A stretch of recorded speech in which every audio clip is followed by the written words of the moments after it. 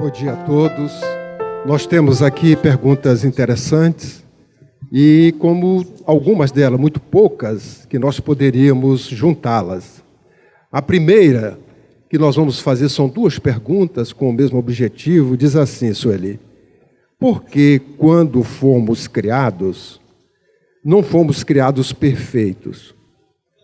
Qual a explicação para a nossa criação?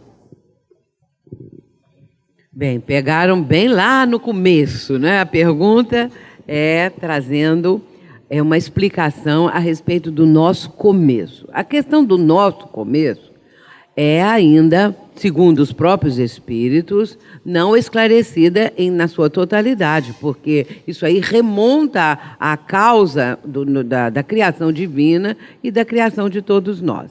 Mas acontece que em A Gênese nós vamos encontrar um dado momento em que Allan Kardec, perguntando aos espíritos que estão respondendo, segundo constam, é Flammarion que dá as respostas para explicações no livro A Gênese. Nós vamos encontrar ali um momento em que há uma explicação muito de leve a respeito dessa criação dos seres humanos. Só que tem, aliás, melhor dizendo, dos espíritos. Só que tem que, segundo o próprio espírito que está esclarecendo, ele explica que nós ainda não temos condições de saber a criação propriamente dos espíritos. Mas, ali na questão 6 de A Gênese, nós vamos encontrar essa menção. Vai ser mencionado, como eu disse, assim, apenas de leve, não é apenas alguma coisa assim, bem no início. Então, os espíritos dizem assim, que o espírito não chega a ter, no momento da criação, que o espírito recebe, juntamente com a consciência e o livre-arbítrio, esses outros atributos que são próprios do espírito. O espírito humano, que aos poucos nós vamos tendo noção dos atributos que temos. O espírito, de maneira geral, e claro, quando eu menciono ser humano, eu quero dizer o espírito reencarnado ou encarnado, o espírito, nós todos temos uma série de atributos. Somos os seres inteligentes da criação, conforme eu citei a questão 76, mas nós temos esses atributos todos que podemos começar a pensar, que temos a mente, temos a consciência, temos o pensamento, temos a memória, temos a vontade. Tudo isso faz parte de um conjunto de atribuições que o espírito, encarnado ou desencarnado, apresenta. E quando, na criação, conforme esse texto que está em Kardec, menciona que somente a partir daquele momento, após o espírito haver passado pela série divinamente fatal das espécies da natureza, somente após haver passado essa série, é que o espírito vai receber, então, como se fosse um selo divino, com a consciência e o livre-arbítrio. E, então, a partir daí, esse espírito já está em condições de começar a sua trajetória evolutiva. É claro que tudo é zero nesse momento. Embora ele tenha essas condições íntimas, tudo está ainda em estado latente, em germe. E ele vai começar, no ir e vir das reencarnações, o aprendizado, que vai num constante, num contínuo, não cessa nunca. Nós estamos sempre aprendendo. Reencarnamos, desencarnamos, ficamos uma temporada no mundo espiritual, voltamos. Pode ser essa temporada, esse tempo no mundo espiritual, que na época era chamado de espíritos errantes. Está em O Livro dos Espíritos, espíritos errantes, ou seja, aqueles que estão no plano espiritual e não voltaram ainda. Depois, com contribuição de André Luiz, de Emmanuel, de outros espíritos, é que nós ficamos cientes de que, nesse momento em que o espírito, no plano espiritual, não está voltando ainda, fica como se fosse um espírito errante, não é errante de cometer erros, é errante que está sem assim, uma condição própria, sem estar em determinado lugar, não é mencionado. É claro que ele está, mas não está mencionado. Muito bem, então esse espírito retorna. E essas potencialidades, aos poucos, elas vão sendo trabalhadas até chegarmos nos dias atuais. Então, nós não temos, assim, uma noção mais precisa dessa criação. Qual é a outra pergunta mesmo? Que é da mesma família aí? Porque não fomos criados perfeitos. Porque não fomos criados perfeitos. Já pensaram? Se nós fôssemos criados perfeitos, nós nem estaríamos aqui estudando. Nós seríamos criados e estaríamos aonde? Dirigindo galáxias ou co-criadores? Que mérito teria nisso?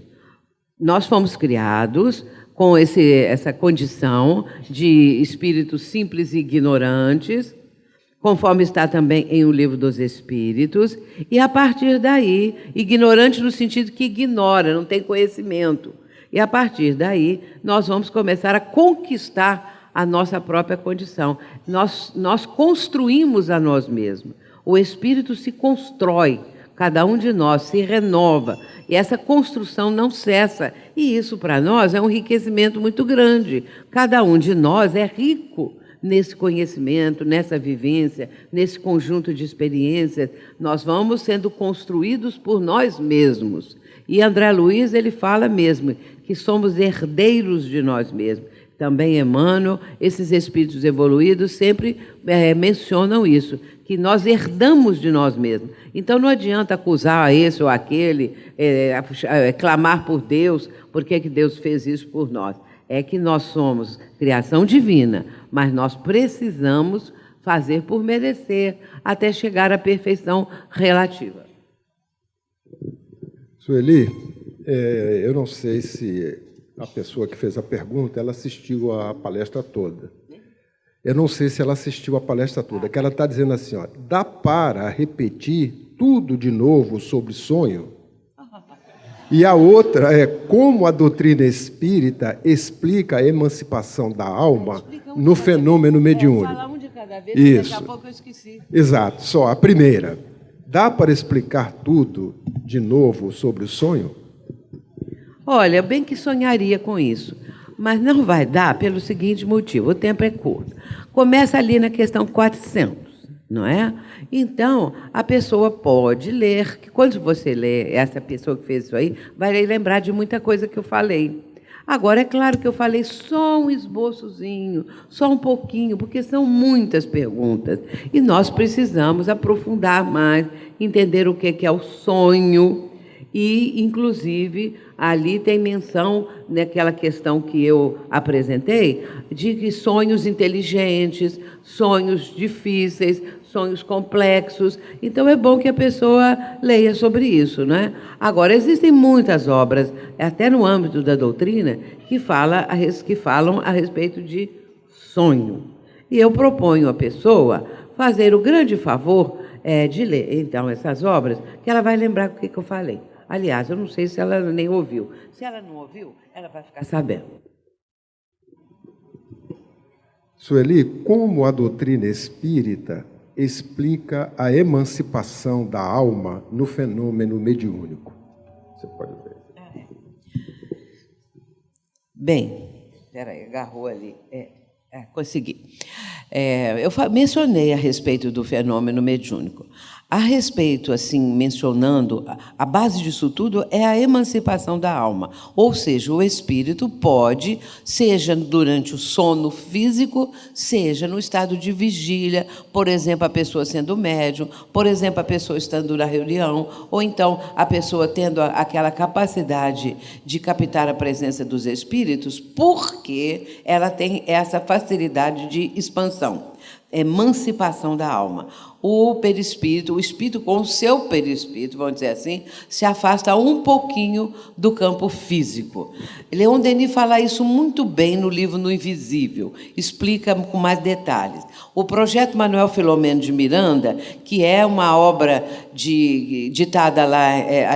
editada em Salvador, de autoria de 3 trabalhadores da Mansão do Caminho, Esse livro, Qualidade na Prática Mediúnica, é muito bom e explica também o que é isso. É chamado também de transe. No momento do transe mediúnico, é o momento em que o médium, concentrado ou não, porque às vezes o espírito vem repentinamente e o médium não tem condição de nem sequer pensar para bloquear a vinda do espírito ou a comunicação do espírito, e nesse momento o espírito vai conseguir se aproximar ou intempestivamente ou na própria reunião. De uma certa forma, o que acontece é que, havendo o deslocamento do perispírito, o desdobramento do perispírito, o espírito comunicante, por sua vez, está se aproximando e ele traz também a sua aura, ou seja, o seu campo perispirítico, que vai entrar em sintonia com o do médium. E mente a mente, o espírito envia o pensamento, o médium capta, e aí se consegue a comunicação mediúnica. Segundo André Luiz, a comunicação, a mediunidade, é um fenômeno mente a mente, ou seja, é um fenômeno de ordem mental. Um emite um pensamento, o outro capta o pensamento e vai dizer qual foi o pensamento.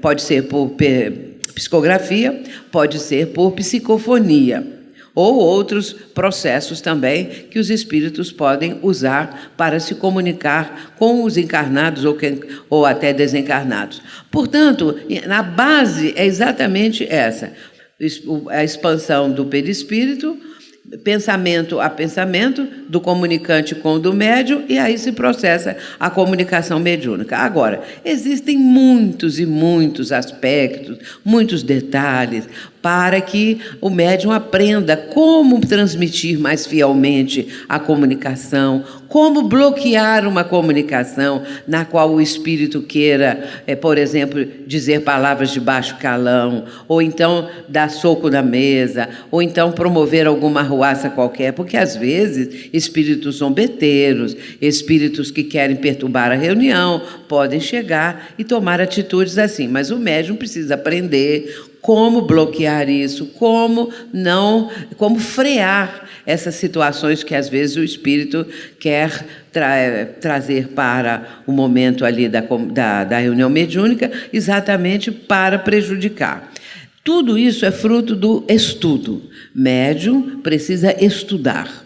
E muitas vezes nós não temos o hábito nem de leitura, quanto mais de estudar. É importante criar esse hábito, ler bastante, e aos poucos nós vamos vendo o quão bela é a doutrina. Às vezes a pessoa diz assim, o livro dos médiuns, ele é muito difícil, ou ele é muito cansativo, a pessoa pode dizer isso, porque ainda não se acostumou com o discurso de Allan Kardec, porque Kardec escreve de uma forma muito, muito bela, muito boa para a pessoa compreender, de uma forma, um raciocínio lógico, um raciocínio que vai fazendo a criatura caminhar com esse raciocínio até chegar na conclusão final. Isso é hábito, a pessoa vai aos poucos adquirindo esse hábito. Muitas vezes as pessoas falam para mim assim, você tem uma memória excelente. Eu falo, não, eu não tenho propriamente excelente, não. Eu não tenho aquela memória que leu e gravou. Eu tenho uma memória treinada, eu treino a minha memória. Porque eu falo assim para todo mundo saber que pode treinar. É você ler muitas vezes. Agora, eu sou do tempo que, não sei se tem muito tempo, né? Mas às vezes já passou um pouco. No tempo que eu estudava, a gente fazia tudo por escrito. Você tinha que escrever, mas era muito. Então, quando a gente escreve, a gente grava melhor. Se você ficar repetindo, decorando oralmente, grava também. Mas se a pessoa tem mais dificuldade, escreve. Porque aí ela fixa melhor. Então, a minha memória é assim treinada. Olha, vou eu ficar um tempo sem ler determinados livros, eu esqueço. Então, eu preciso reler, preciso estar sempre em dia com a leitura. Então, é isso. A pessoa vai se acostumando e vai ter uma memória treinada. Qual é a outra pergunta? A próxima é: qual a importância de se saber o mentor espiritual que me acompanha? Como é que é? Qual a importância de se saber o mentor espiritual que me acompanha? Sim. Olha, a questão do mentor nem sempre é fácil.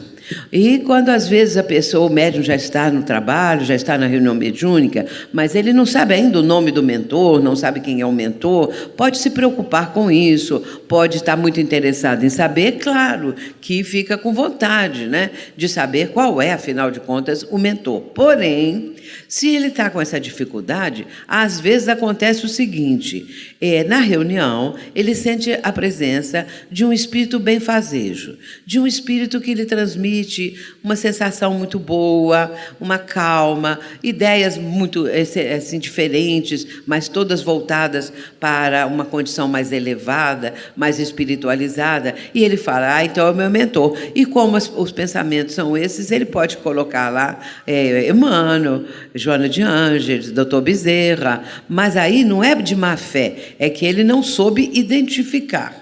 Porque um amigo espiritual, um mentor, pode ter também, ou pode transmitir, essas mesmas impressões e sensações.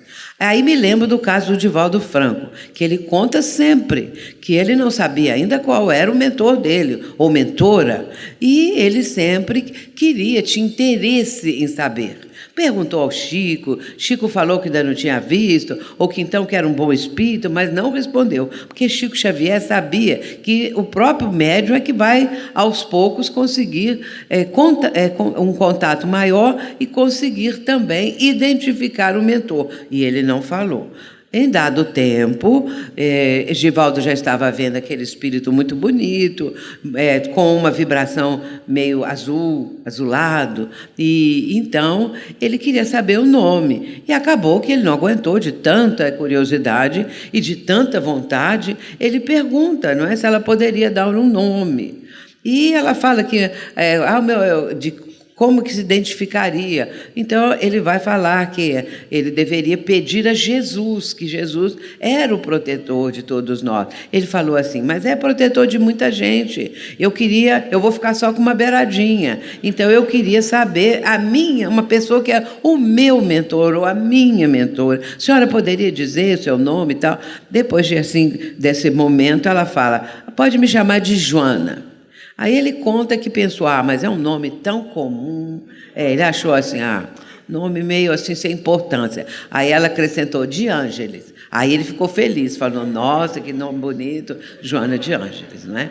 Então, foi assim que ele tomou conhecimento da mentora dele, como ele próprio relata para nós. Quanto à pessoa, não fique muito aflita, não. Procure pedindo, mentalizando, de repente pode vir um nome, não é? E eu conheço uma amiga minha que agora há pouco tempo falou comigo assim, Sueli, conheço o caso dela, falou comigo assim, lembra que eu queria tanto saber qual era o meu mentor? Falei, você já tinha me falado algumas vezes, mas agora eu sei. Eu falei, qual é o seu mentor? Ele falou comigo assim, o meu nome é Carlos. Aí ela achou assim, tão pouquinho, né? Carlos. Aí falou assim, mas só Carlos? Ele falou, pode me chamar de Carlinho. Aí ela ficou triste, porque achou assim que ele era muito infantil.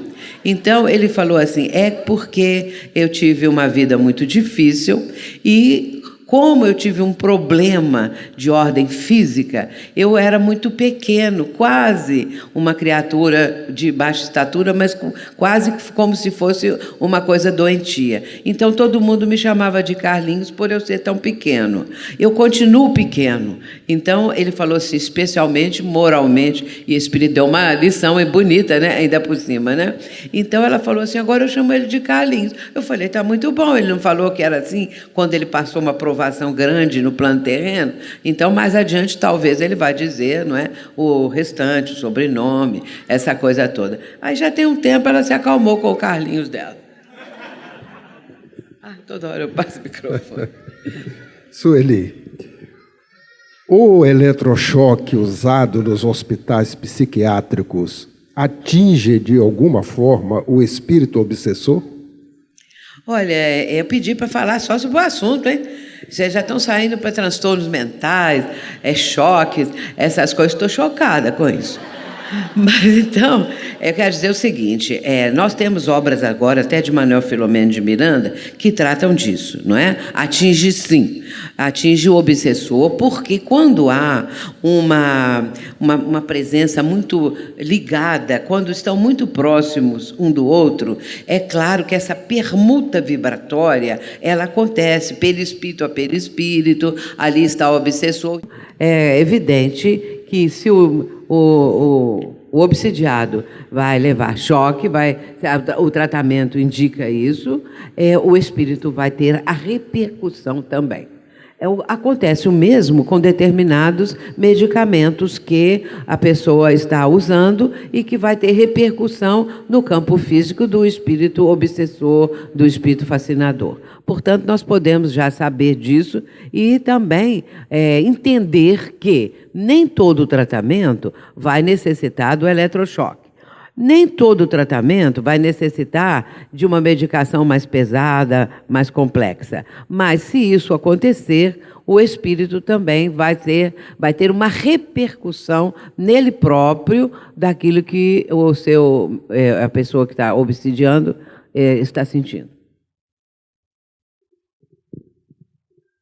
Sueli, fale sobre a comunicabilidade do espírito na corrente eletromagnética no trabalho mediúnico.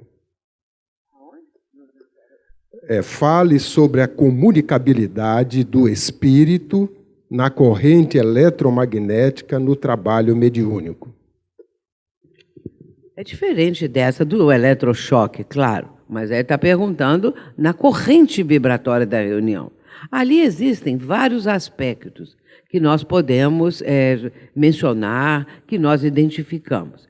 Muitas vezes se diz assim que o espírito, vamos dizer, um espírito com muito ódio, um espírito com um desequilíbrio muito grande, ele veio dar uma breve comunicação através do médium, e aí se diz que houve um choque anímico, que o espírito veio para passar por isso. Choque anímico não é choque igual ao eletrochoque, é diferente. Ou seja, essa repercussão que eu mencionei é que, ao contato com os fluidos vitais dos encarnados, o espírito vai ter, sim, uma reação, uma espécie de um choque, um impacto, que ele está necessitado disso. No livro da Ivone Pereira, Memórias de um Suicida, nós temos um momento muito especial, aliás, belíssimo, quando é realizada uma reunião mediúnica na qual Ivone Pereira participava, ela própria. E isso lá na cidade de Lavras. E acontece que os espíritos suicidas, um determinado grupo, que tinha sido recolhido do Vale dos Suicidas e foram levados para tratamento no Hospital Maria de Nazaré, na colônia dos Servos de Maria. Por que colônia espiritual dos Servos de Maria? Porque essa é uma colônia que, quem não leu, nós estamos explicando, que é uma colônia espiritual que dá acolhida, dá tratamento, amor aos espíritos suicidas resgatados de situações extremas, seja no vale chamado dos suicidas ou em outra qualquer situação. Mas quando levados para o Hospital Maria de Nazaré, foi constatado que, para determinados espíritos que ali estavam, devido aos traumas do próprio ato do suicídio, no caso, eles precisariam de serem levados para uma reunião mediúnica, porque isso apressaria a renovação deles, a que eles melhorassem a situação, porque poderia continuar ali no mundo espiritual, é claro, mas não apenas trazendo esses espíritos para uma reunião mediúnica de encarnados, isso ajudaria os encarnados, seria lições preciosas, aprendizado precioso para os encarnados, mas beneficiariam os espíritos comunicantes, porque eles teriam choque anímico, a presença, a aproximação com os fluidos vitais dos médiuns. O que significa que eles sentiriam a repercussão do ato de extinguir a própria vida terrena, e com isso se liberariam de muitas das sequelas, porque seria uma espécie de uma catarse que estaria sendo feita e eles teriam uma consciência naquele momento, e a partir daí a caminhada ia se processar com mais vamos dizer, com menos dor, com menos dificuldade. E assim foi feito. Eles levaram os espíritos, depois de um trabalho preparatório, para este grupo mediúnico, e ali alguns deles tiveram esse choque anímico porque necessitavam disso. E o mais complicado, o mais doloroso foi o espírito que se julgou debaixo do trem. E esse, então, quando ele se aproxima da médium, que era a própria Ivone, com aquela aproximação, com o envolvimento vibratório dela, ele vai ter uma clareza maior do que tinha acontecido com ele. Ele vai, como diz o texto do livro, ele vai ficar sabendo que ele era imortal. E a partir daí que começaria para ele uma nova jornada, uma nova caminhada. Então, esse é um tipo de acolhimento na reunião mediúnica. Em outros processos de também aproximação, de acolhimento na reunião mediúnica, podem ser mente a mente, a mente do comunicante com a mente do médium. E nesse processo, o médium não capta as sensações do espírito. Se o espírito estava com dor, se o espírito desencarnou por um acidente, se foi qualquer outra coisa, ele só capta o pensamento. O médium não capta as impressões de dor dos últimos momentos da morte. É um tipo de mediunidade essa. No meu caso, por exemplo, eu capto todas as sensações do espírito, claro que atenuadas, mas a gente fica sabendo o que aconteceu com eles. Estavam presos aos despojos, ou então morreram afogados, ou então foi um acidente terrível, alguma coisa assim, ou levou um tiro, e assim por diante. Eu capto essas coisas todas e o pensamento. É um conjunto. Eu acho, assim, bom no meu caso, porque você tem mais condição de transmitir o que o espírito está sentindo. Você fica mais, assim, vamos dizer, com uma naturalidade daquilo que está acontecendo. A coisa fica assim mais precisa, seria o termo melhor. E então, mas existem aqueles médicos que não sentem nada, só o pensamento. E aí eles pedem, eles reclamam. Eu também queria sentir as vibrações para ter certeza, porque senão o médium fica assim: esse pensamento é meu ou é do espírito? Sou eu que estou inventando isso, ou na verdade isso está acontecendo? E aí a coisa vai trazendo um pouco de dúvida e complicação para a pessoa. Tem um caso de uma pessoa, até minha parente, que uma pessoa que foi também uma trabalhadora de reuniões mediúnicas durante muitos anos, já desencarnou há muito tempo.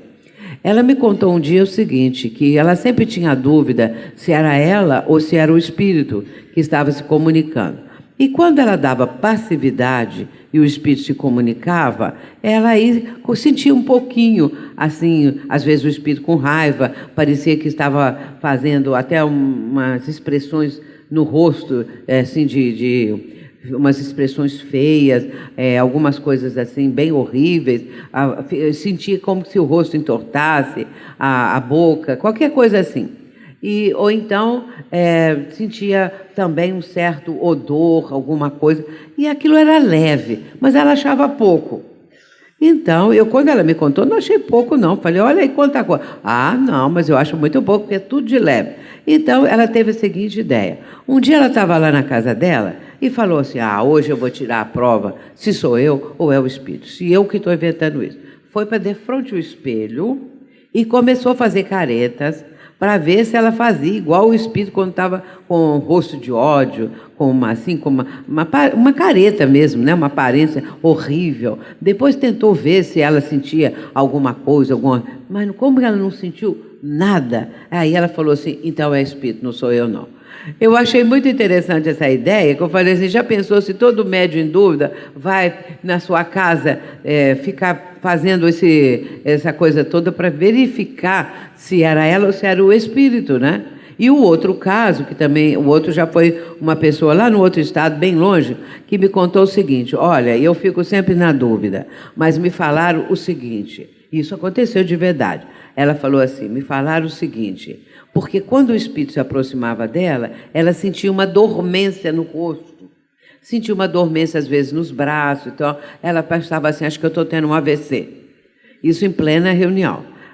Aí um dia falaram com ela assim, olha, eu vou te falar para você tirar uma prova. Quem está tendo um AVC não consegue assoviar. Ah, é assim? É.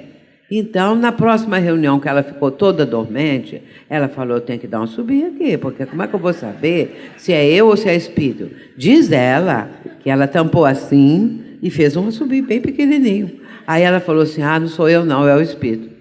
Então, esse não é o melhor método não, viu, gente? Para vocês saberem se é o espírito ou se é você. Sueli, já que falou em fluido, informe sobre a fluidificação nas sopas a ser servida e também a influência da carne na referida sopa. Olha, gente, eu nem conheço isso, tá? Saiu tanto do tema, né? Por que nós vamos falar de sopa agora? Mas tudo leva fluido, meus irmãos. Tudo leva à situação moral da pessoa que está fazendo. Está fazendo de má vontade? Está fazendo com raiva? Está fazendo porque queria estar dormindo? Queria estar em outro lugar? Ou está fazendo por simpatia? Coitado, deixa eu fazer para ele. Assim, então, aí vai a exteriorização fluídica da pessoa. Então, não precisa impor a mão, não precisa fazer pré. Automaticamente, o seu estado íntimo está sendo transmitido para o alimento. E se come carne, se não come, isso aí deixo para que cada um resolva, não é? Porque hoje em dia muitas pessoas se tornam vegetarianas por causa da matança dos animais, ou tem outras que não incomodam, e assim, como que eu vou falar assim, no Espiritismo tem que ter assim? Não, na doutrina não tem nada disso, nada é proibido no Espiritismo. Agora, tudo que a pessoa faz, ela sabe que ela é responsável. Ela vai responder por isso, certo, errado, mais ou menos, ou então não é nem mais ou menos. Então, aí, no caso, é cada um que vai resolver segundo a sua consciência. Mas vamos ter certeza que tudo que nós fazemos, especialmente nos alimentos, cozinhando, fazendo qualquer coisa, você vai aplicar uma injeção numa pessoa e está com raiva, que eu queria estar aqui, e aplica lá de qualquer jeito. Aí, se a pessoa não tiver um bom acompanhamento espiritual, não vai ter efeito aquela vacina, aquela injeção. É tudo assim, tudo vai com a parte fluídica, ou seja, a parte moral, a parte vibratória. E nós, quando falamos fluídica, estamos falando vibratória. Então, vai com toda a vibração da pessoa, ou de boa vontade, ou de má vontade. Sueli, tem uma aqui, eu vou lê-la. É um pouquinho extensa, mas é interessante. É sobre a mediunidade. Tenho uma trajetória de dor por não aceitar desenvolver a mediunidade ostensiva. Então, vamos lá. Tenho uma trajetória de dor por não aceitar desenvolver a mediunidade ostensiva. Não quero dar passividade, porém, já estou consciente de que há uma energia a qual impele-me a trabalhá-la. O que fazer? Quero canalizar a referida energia, porém recuso-me a dar incorporação. Quero ajudá-los de outra maneira. Não gosto da fenomenologia dos efeitos produzidos pelos espíritos. O que fazer? Não nego a mediunidade ostensiva, mas não quero passividade. Eu conheço muitos casos assim, muitos mesmo, que a pessoa admite que existe, sabe até em si mesma que ocorre a aproximação dos espíritos, mas bloqueia de todas as formas, não quer dar passividade, não quer levar adiante isso, quer escolher outra forma de trabalho. E então, o que nós temos que entender? A pessoa, ela deve sim trabalhar no bem, isso é que é importante. Ela pode ser médium de outras maneiras, ajudando o próximo, médium de espíritos que querem também colaborar, que querem ajudar as criaturas necessitadas. Então, ela vai se oferecer como voluntária, trabalha na casa espírita, ela pode aplicar passes, mas aí ela precisa, se ela frequenta a casa espírita, ela precisa entender como deve fazer para depois, na hora de aplicar um passe, ela própria receber o espírito que está ali com a pessoa. Se não tiver condições, então não aplique o passe. Mas se houver esse controle, aí ela pode também ou deve aplicar o passe. Mas vai fazer outra coisa, vai trabalhar com as crianças na evangelização, em outras áreas. E tem tanto caminho para ajudar o próximo. Se ela não consegue trabalhar na área da mediunidade, se isso lhe causa espécie, lhe causa qualquer tipo de reação que ela acha desconfortável, faça isso. Seja médium do bem, do amor, da paz. Pacifica em casa, no lar, em toda parte. Ela pode estar sendo intérprete de espíritos amigos, de espíritos que estão, por intermédio dela, ajudando o próximo, assim por diante. Existem muitas maneiras. Agora, eu sempre digo o seguinte: se essa faculdade mediúnica nessa pessoa for muito presente, se for muito constante, ela vai ter que optar. Ou melhora ou piora. Porque a mediunidade não é doença. Quero deixar isso bem claro. Mas a mediunidade pode produzir vários sintomas, devido ao seguinte fato, várias reações, melhor dizendo, devido ao seguinte fato: a pessoa está, muitas vezes, indo contrária a um compromisso, uma responsabilidade que assumiu anteriormente no mundo espiritual, antes da sua atual reencarnação. Ou então, esse bloqueio constante, essa situação assim de se sentir desconfortável, traz problema. A pessoa começa a ter vários problemas físicos também, porque é um pensamento constante de impedir, de não querer, de não gostar, enfim, é preciso analisar bem o caso. Quando a faculdade está muito presente, o que acontece? A pessoa precisa optar, porque, vou falar a verdade, depois que ela der a primeira, a segunda comunicação da passividade, ela vai ver que não é tão ruim assim, não. E muitas vezes é preciso entender que quando um espírito comunica chorando, por exemplo, com uma dor, com uma dor moral ou física, que ele desencarnou assim, o médium pode estar captando isso e fazer também ele uma catarse. Muitas vezes eu faço uma catarse, ao transmitir a catarse do espírito, eu faço a minha. Porque se eu estou triste naquele dia, o espírito está chorando, nós dois choramos junto. Mas isso não influi a minha parte na dele. Eu apenas estou deixando que esse meu lado, que está tão sofrido, ou não vou dizer que está sofrido, ou mais do que o espírito, mas está tão sofrido, possa também fazer essa catarse através das lágrimas, não é? Que eu também posso estar externando nesse momento. A comunicação é sempre uma catarse muito boa que o médium faz no aprendizado, porque isso tudo é aprendizado. O que eu estou aprendendo com isso? E aí nós vamos tirar o proveito e o bom resultado. Sueli, nós temos 3 perguntas. Não é? Para encerrar? Para encerrar, horário, né? Exatamente. Então, esta agora é de um ouvinte da Web Rádio Fraternidade de Uberlândia. O nome dele é Alex Souza, da cidade de Belo Horizonte. Ele pergunta: como conseguir equilibrar e harmonizar os pensamentos em um mundo carregado de energias inferiores?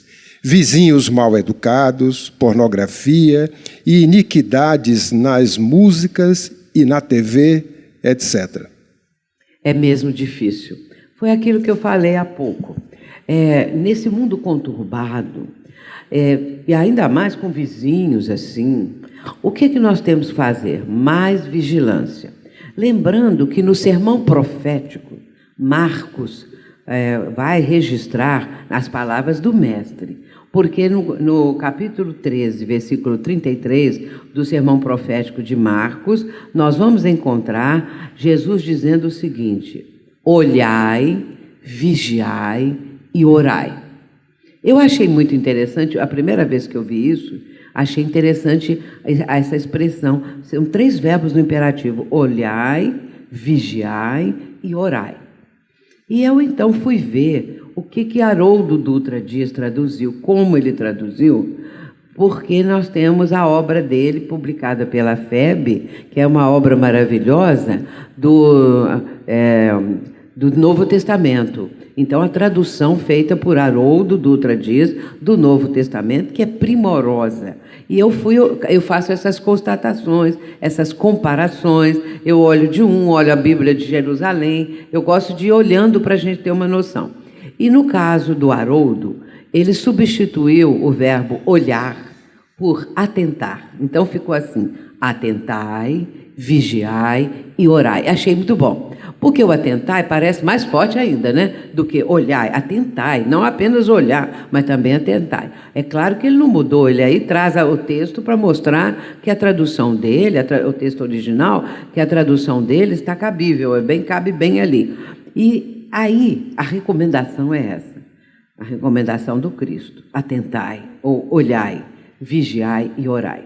Em volta da casa dessa pessoa tem alguém que provoca, que tem essa coisa toda. Orar também para a pessoa, botar o nome, pedir, essa coisa toda, para acalmar a pessoa um pouco, para diminuir um pouco essa parte em que ela se intromete, porque quando alguém faz uma coisa que extrapola e prejudica o outro, é como que uma intromissão na vida do outro. Imagina o outro, se tivesse outro vizinho do lado de cá, ele ia ficar louquinho, porque de um lado e de outro, né? Bom, é a primeira coisa, atentar bem, não é? Agora, pensamentos conturbados, pensamentos negativos, pensamentos inconvenientes, inoportunos, tudo isso, a técnica é substituir, não tem outro jeito. Agora, manter a mente ocupada, leituras saudáveis, as obras da doutrina, as obras subsidiais fiéis. Nós temos uma quantidade, só de Chico, nós temos mais de 400 obras. Então, nós ocupamos a nossa mente demais. Se nós ficarmos, mas aí eu vou virar santo, vou virar fanático. Não é bem isso. É que a pessoa, ela vai ocupar a mente por aquele momento. Depois outra coisa, depois um trabalho, uma conversa boa. Então, agora, às vezes a pessoa fala assim: eu não aguento, o Espiritismo propõe a reforma moral, a transformação moral, mas acontece que a pessoa não faz nada por onde mudar, não é? Modificar. Há pouco tempo, na nossa casa espírita, há 2 anos, chegou lá um rapaz, um jovem, mas é um jovem já com seus 30 anos. Falo jovem porque era jovem ainda, né? Bem jovem, 30 anos, mais ou menos. Veio me procurar, falou: Sueli, eu sou católico, sempre fui católico, frequento a igreja há muitos anos, mas sempre me interessei pelo Espiritismo. Achava sempre, na minha forma de ver, que era uma coisa muito boa e sempre, assim, tinha essa ideia a respeito do Espiritismo. Até que agora eu resolvi definitivamente frequentar um centro espírita. E me indicaram aqui, eu vim, aí se apresentou, aquela coisa toda. Eu fui, dei as boas-vindas, depois eu apresentei a vários da equipe, para que ele não ficasse ali isolado, não conhecia ninguém. E ele começou a frequentar. Passou um tempo, de vez em quando ele conversava comigo. Mais ou menos 1 ano e tanto depois, ele veio me procurar de novo. Sueli, eu estou gostando muito daqui, do Espiritismo, das pessoas. E primeiro elogiou tudo, depois disse assim: mas vou voltar para o catolicismo. Ele falou assim, eu falei: Ele falou: sabe por causa de quê? Essa reforma moral que o Espiritismo propõe, eu não aguento isso. Eu não consigo fazer essa transformação moral, porque eu tenho um grupo que eu participo há muito tempo, muitos anos. E agora a primeira coisa que eu tenho que fazer é largar esse grupo. Eu fiquei imaginando que grupo pode ser, porque a minha mente foi para longe. Aí eu me segurei. Aí eu falei assim: mas você tem que deixar o grupo? Aí eu falei assim: eu fiquei pensando, né? Porque a primeira coisa foi... ele entendeu mal a transformação moral. Não é, por exemplo, largar um grupo que você frequenta, não. Você vai compreender através de outros momentos, no centro espírita, de um evento que você participa, você faz a comparação, você começa a sentir que aquele grupo antigo já não te interessa tanto mais. Não é para largar, virar as costas, porque senão a pessoa: virei anjo agora, não posso mais frequentar nada. Não, você vai fazer... Eu não falei isso com ele, né? Eu estava cogitando aqui agora. A pessoa, a reforma é feita assim, ela é feita gradualmente. Só Saulo e Paulo é que tiveram encontro com Jesus.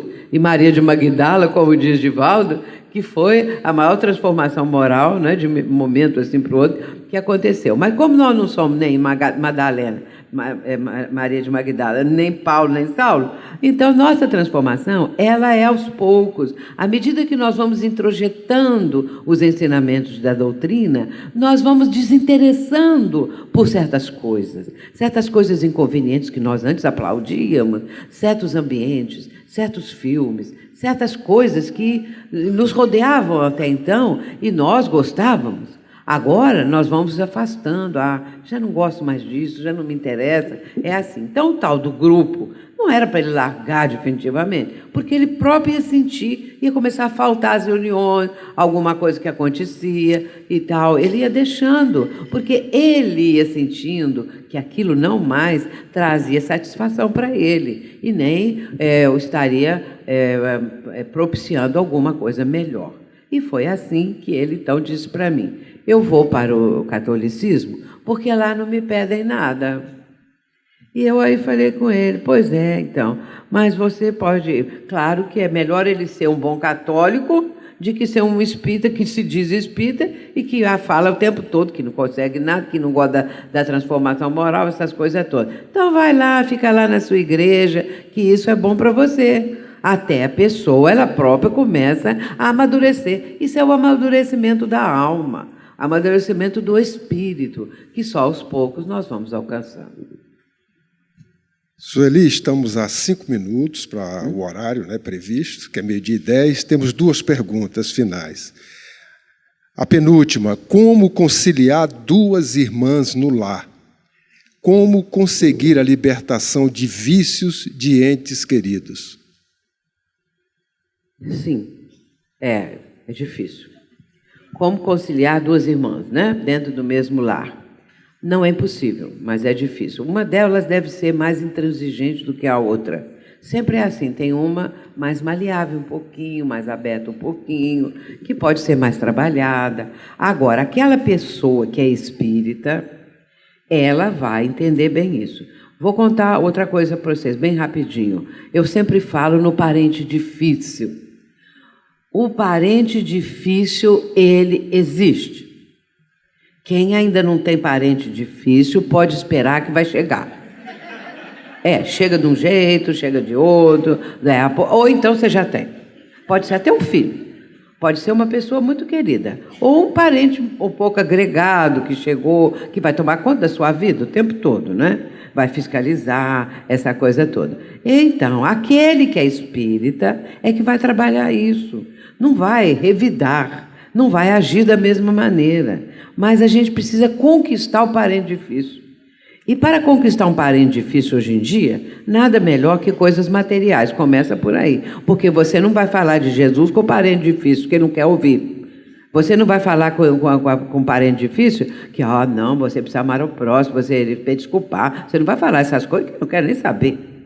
Aliás, o espírito obsessor, entre parênteses, quando chega na reunião, se o dialogador falar com ele assim: meu irmão, perdoa, você precisa... Eu perdoar porque eu quero lá de perdoar, eu quero mais é me vingar, e queria ver se fosse você, se você perdoava, porque os espíritos são muito sagazes, eles são espíritos que vêm ali com uma série de argumentos, então não adianta você falar com ele: ama o próximo, pense em Jesus, eu quero lá pensar em Jesus. Aí você responde assim. Então fecha parente. O parente difícil está lá, aí você vai conquistar. Se você quer a cozinheira da casa, faz uma comida e fala: hoje eu fiz aquele prato que você gosta. Ele vai pensar assim: será por que ela está falando isso? Aí eu trouxe um bombom para você dar arroz, será por quê? Mas aí de bombom em bombom, você vai indo, faz uma comprinha, faz uma coisa, faz um agrado, faz para a filha da pessoa, faz isso, faz aquilo. É assim que a gente vai tendo que conseguir, porque se revidar é pior. Agora, não deixe de fazer prece, não, e botar o nome na desobsessão, que é sempre bom. Sueli, a última pergunta é assim: bom dia. Kardec, bom dia. No livro dos Médiuns, nos fala que entende não deve usar o termo possessão, mas na Gênese nos fala da possessão.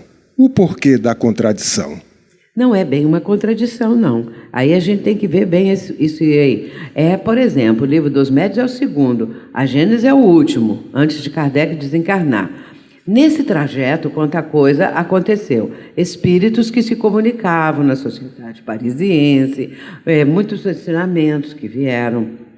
Então, houve essa mudança de admitir que existe possessão. Não no sentido que o espírito, o encarnado, é possuído. Ele é possuído mentalmente, vibratoriamente. O espírito não entra propriamente no corpo da pessoa, vai coabitar. Não é? E a doutrina explica isso. Porque, senão, dois espíritos ocupando o mesmo lugar, não é? A mesma pessoa. Agora, existem muitos casos que relatam esse tipo de situação. Muitos, fora do âmbito da doutrina espírita. E, então, existe um livro do Hermínio Miranda. Hermínio Miranda é uma pessoa maravilhosa, muito amigo meu, escreveu livros importantíssimos, e um desses livros vai falar desse condomínio espiritual, que às vezes muitos espíritos, ou um, ou dois, ou três, ou mais, comandam uma pessoa.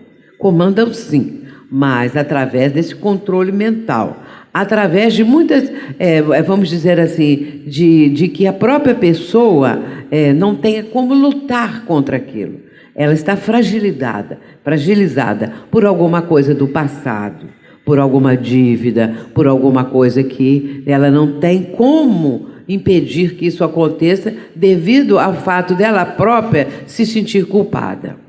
E no caso aí da possessão, é o espírito que vem e domina muito. Existe até a ideia que há uma possessão para o bem e uma possessão para o mal. Pode dizer-se que uma possessão para o bem seria o espírito mentor de um médium que fala só coisas belíssimas, maravilhosas. No caso, por exemplo, Hermânio e Chico, Joana e Divaldo. Uma ideia, né? Para mostrar isso. Nós não usamos esse termo no meio espírita devido a essa confusão, não é? Mas às vezes fala assim, a fulana está possuída. Pode acontecer de usar essa expressão assim. Mas no sentido que existe essa presença do espírito que domina por completo, a doutrina espírita nos mostra que, havendo isso, o espírito que está atuando dessa maneira domina mentalmente, vibratoriamente. Kardec fala em O Livro dos Médiuns que o espírito envolve a sua vítima numa espécie de teia, como teia fluídica. E é isso que faz, muitas vezes, a pessoa cometer também determinadas atitudes, condutas que ela não quer fazer, mas ela está subjugada naquele domínio. Então, a possessão é uma subjugação em grau ainda mais completo, mais adiantado. E o domínio que o espírito consegue adquirir é exatamente por alguma coisa do passado, alguma falta. E nós não usamos o termo, geralmente, exatamente para não haver esse conflito. Mas não houve aí uma contradição. É que talvez precisasse um desdobramento maior da explicação para que nós entendêssemos a possessão de uma outra forma, né? Que seria uma subjugação em grau muito maior. Então, meus irmãos, só isso? Só isso. Só lembrar a respeito dessa pergunta que primeiro foi o Livro dos Espíritos, depois o Livro dos Médiuns. A Gênese foi o último livro. É o quinto, não é? E o laboratório de Kardec era justamente as reuniões mediúnicas onde os espíritos se apresentavam. Não há contradição, como bem falou Sueli, porque a essência é a mesma. Nenhum espírito toma posse do corpo do outro. Mas, quando ele, na Gênese, assim publicou, é porque apresentaram-se espíritos com essa característica que ela falou, desse domínio. E, a partir daí, para melhor entendimento, ele usou o mesmo termo. Ao contrário, não é nem contradição, é uma confirmação, uma sabedoria, o bom senso do codificador diante de uma nova informação que ele teve no momento em que assim se apresentou um espírito nessas características. E esta pergunta é muito interessante, e é importante aqueles que nos ouvem, porque muitos, talvez por não adentrarem um pouco mais no estudo, acham que é contradição. E não é contradição do codificador, como bem explicou a Sueli. Sueli, é a última. Bem, obrigada. Obrigado, e está aí à disposição sua e da equipe. Eu quero dizer também agradecimento à FEB TV, né, à Rádio Fraternidade, porque quando eu comecei a falar, eu ia falar isso, e na hora depois acabou passando. Mas eu quero agradecer desses queridos técnicos que ali estão, não é? Porque sem eles nós não teríamos tanto brilho assim. O brilho acontece, mas com eles brilha melhor, porque expande mais, atinge outros lugares, outras pessoas, porque o Espiritismo está iluminando as consciências. Muito obrigada, muita paz, que Jesus abençoe a todos.